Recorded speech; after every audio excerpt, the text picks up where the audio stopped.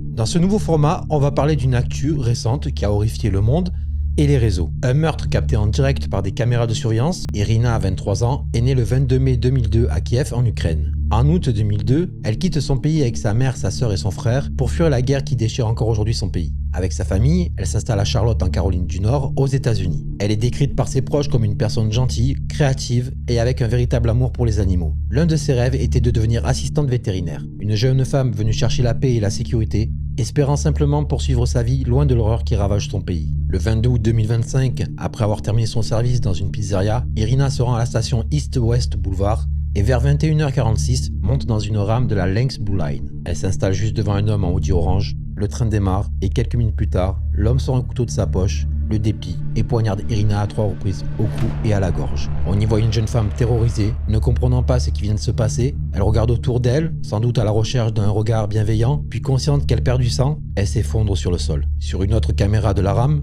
on peut voir son agresseur déambuler en répétant « J'ai eu la fille blanche ». Concrètement, que sait-on de DeCarlos Brown Jr., l'agresseur présumé d'Irina? Âgé de 34 ans, il a déjà été condamné à 12 reprises pour divers délits. En 2020, il a été libéré après avoir passé 5 ans en prison pour un vol à main armée. Sa dernière interpellation remonte au mois de janvier de cette même année pour avoir appelé à de multiples reprises le 911, affirmant qu'il avait été drogué avec une substance artificielle destinée à contrôler son comportement. Sa mère a confié au New York Post que son fils souffrait de schizophrénie et qu'il faisait l'objet d'une demande d'évaluation psychiatrique ordonnée par un tribunal. Évaluation qui n'a toujours pas abouti au moment des faits. Après l'avoir localisé, des agents l'attendaient sur le quai d'une autre station afin de procéder à son arrestation. S'il est reconnu coupable, il risque une peine de prison à vie ou la peine de mort. Sa peine sera déterminée par la Cour sur la base des directives de condamnation consultative et d'autres facteurs statutaires. En résumé, sa peine n'est pas encore fixée et sa nature sera décidée par le juge du tribunal. Le FBI et les services de police de la ville de Charlotte travaillent en étroite collaboration afin d'apporter le plus d'éléments possibles en vue du procès. Cela a suscité de nombreuses prises de parole, surtout du côté conservateur,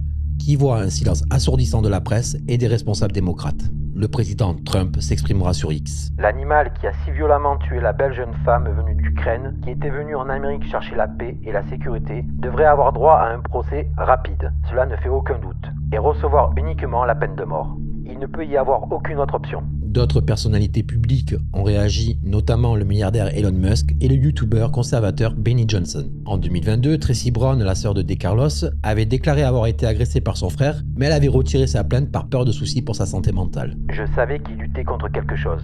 La famille avait eu du mal à lui trouver de l'aide pour ses problèmes psychiatriques. DeCarlos dira à sa sœur qu'il avait agressé Irina parce que elle lisait dans mes pensées. Dans une interview donnée à CNN, Tracy expliquera qu'une personne qui entend des voix dans sa tête et qui pense que le monde est contre elle finira par craquer. Et je pense que cette nuit-là, il a craqué. Maintenant que nous avons les bases, posons-nous la vraie question. Est-ce que DeCarlos aurait tué Irina s'il avait été correctement pris en charge psychologiquement? Un des grands problèmes qu'on trouve en Amérique du Nord, c'est le manque de moyens et de structures pour la santé mentale. Et ce n'est pas seulement là-bas, en France aussi, le constat est le même. Baladez-vous dans les rues de Paris et vous comprendrez ce que je veux dire. Plus la ville est grande, plus on croise des personnes atteintes de troubles psychiatriques. Pour la plupart, ce sont des personnes en retrait de la société qui vivent dans la rue, mais même dans les plus petites villes, si vous regardez autour de vous, vous en connaissez sûrement au moins une. Alors, pourquoi ces personnes sont-elles à la rue et non pas dans un centre spécialisé avec un traitement adapté pour les remettre sur les rails? Le problème, c'est qu'une fois le diagnostic posé et le traitement prescrit, rien ne garantit que la personne continue vraiment son traitement. Et ça, même chez des gens intégrés socialement.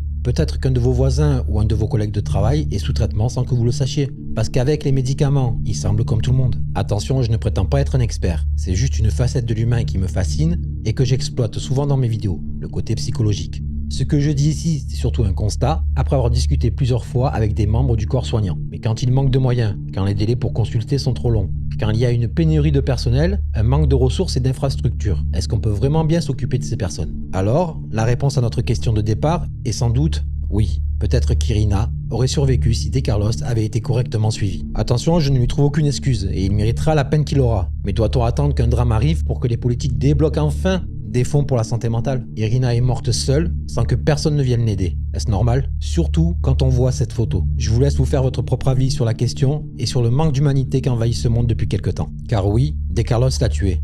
Mais au final, ce drame interroge autant sur l'inaction des passagers dans cette rame que sur celle d'un système politique incapable d'agir à temps.